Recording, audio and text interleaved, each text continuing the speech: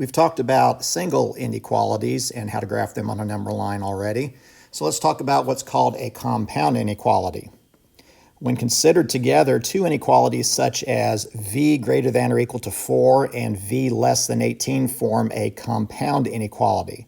A compound inequality containing and only true is only true if both inequalities are true. Its graph is where the two graphs of the two inequalities overlap. This is called the intersection of the two graphs.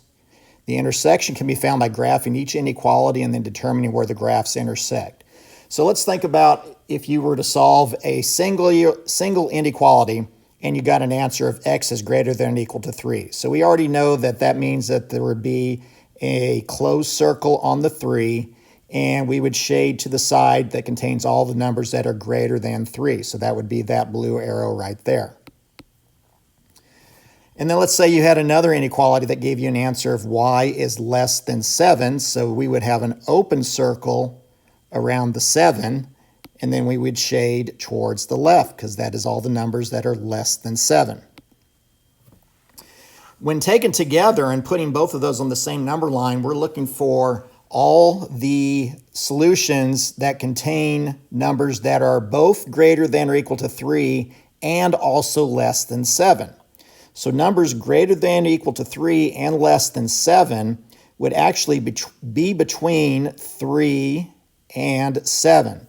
So saying greater than or equal to 3 and less than 7 describes the numbers between 3 and 7. This is another way of writing that, putting 3 less than or equal to x less than 7. That literally means that x is between 3 and 7. And since there is an equal to part on the side that contains a 3, that means 3 is also a part of the solution set.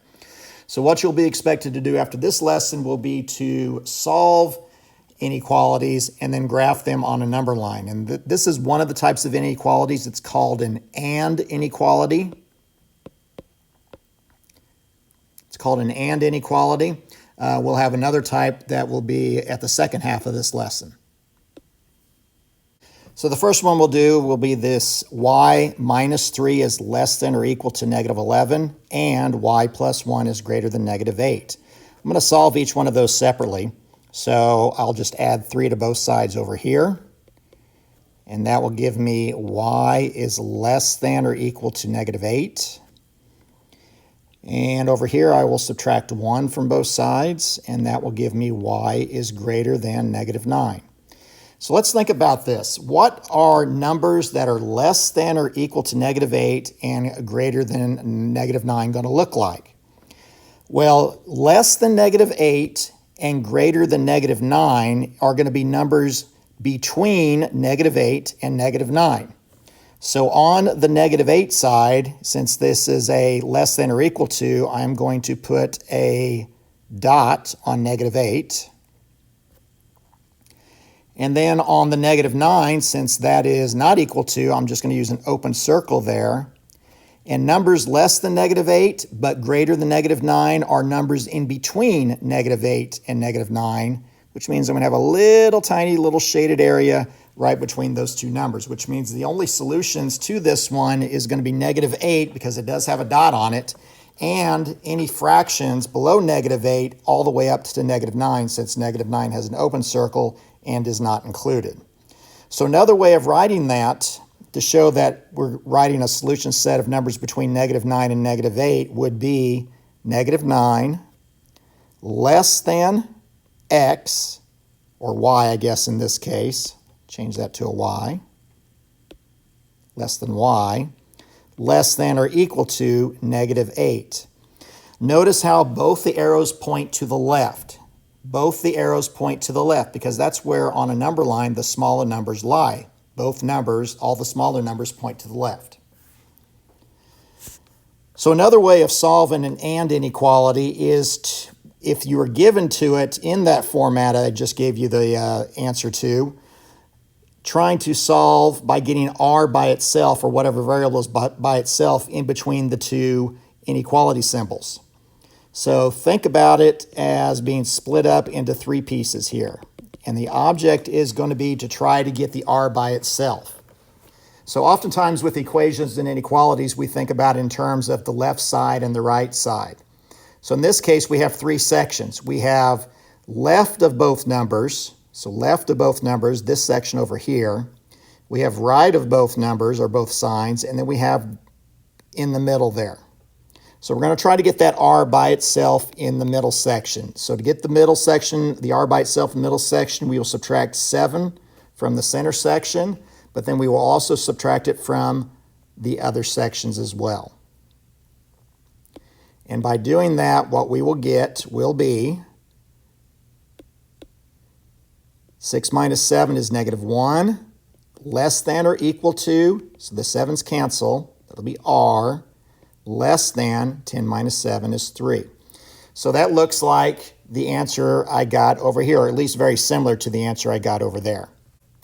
So then to graph that, I will put a dot on the -1, and then I will put a circle around the 3 because the 3 does not have an equal to part to it. And then I will shade in between to show all the numbers that are between that -1, which I accidentally erased, and 3.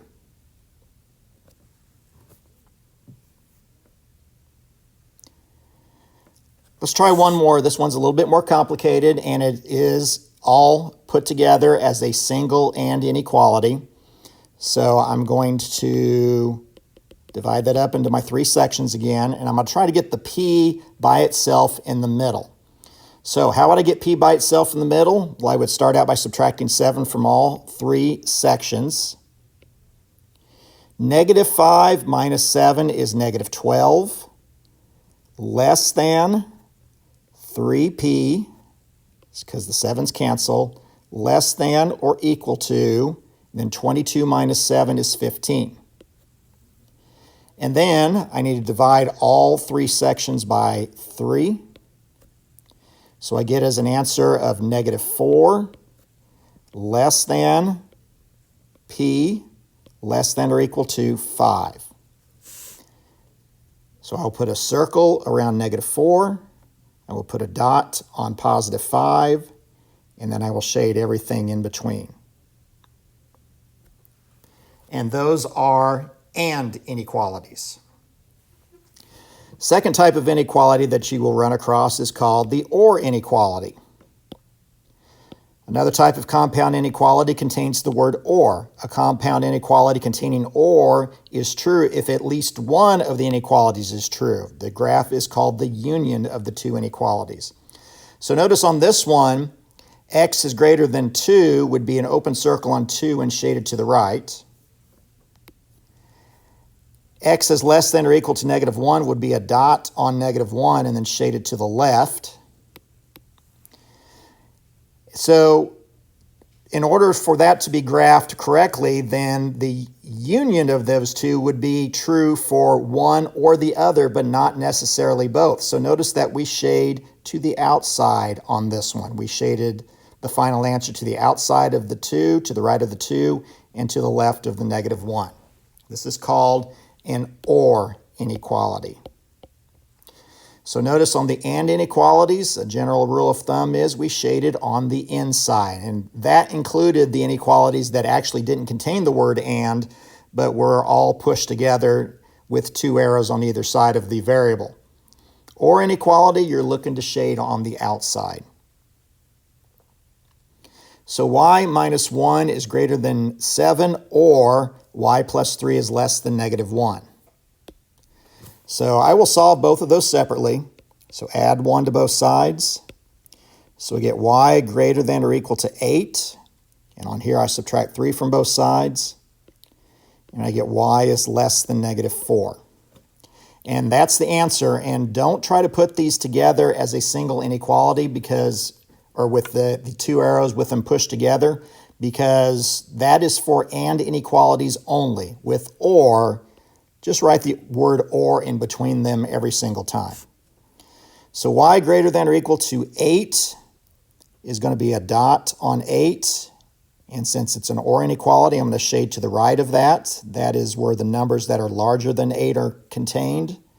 Or y is less than negative 4, so I'll put a circle around negative 4.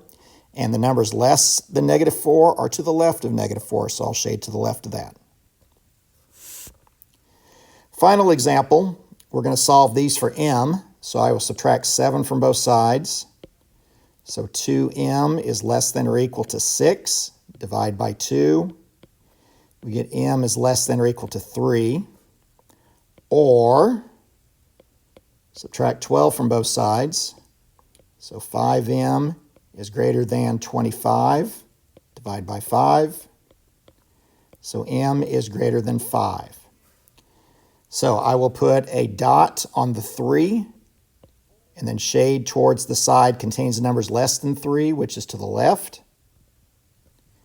And then I will put a circle on 5 and shade toward the side of the graph that contains numbers that are larger than 5, which would be to the right.